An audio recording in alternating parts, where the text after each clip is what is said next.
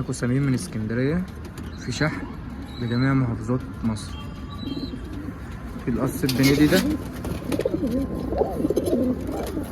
عند البيت، سايبت شخور سايبت يعني، وده الولد.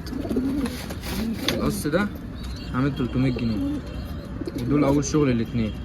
يعني الدكر لسه بيقفل صمايم، والنتاية لسه مقفلة يعني من حوالي أسبوعين.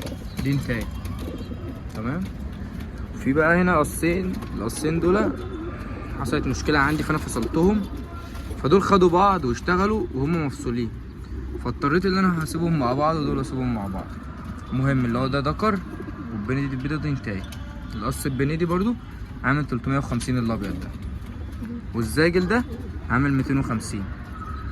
قص الزاجل دول معاهم حصويتين، فاللي هياخد القصين اللي فوق دول لازم ياخدهم مع بعض. دول معاهم زغلولين، حصى لسه فاكر حصاهم الاتنين لسه فاكر.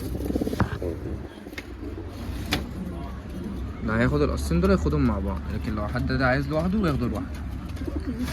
القص الاحمر غزار ده او مرقع زي ما بتقولوا، قاعد على الحصى برضه نتاية، قاعد على الحصى خلال ايام هيفك يعني.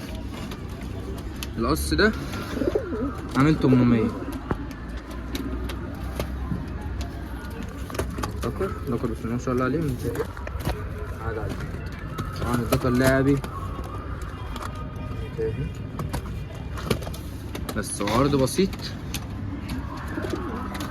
واللي هياخد المجموعة كلها، ممكن حد ياخد المجموعة كلها. الزغلول ده يعني يعتبر فلاحي، هو ابن اللي فوق دول تمام، او حتى مش المجموعة كلها. اللي هياخد القصين دول هياخد الزغلول ده معاهم، هو لسه مفطوم والدنيا تمام معاه. يبقى نقوله تاني، القص البنايدة البيض 350، الزواجل 250، والدكر الزاجل بسم الله ما شاء الله عليه يعني فرد يعني، مش عارف عادي عامل ازاي. بص طوله بسم الله ما شاء الله. الباب ده 70، ارتفاع 50. يبقى القص الزواجل 250، القص البنيدي الابيض 350، البنيدي الاسود 300،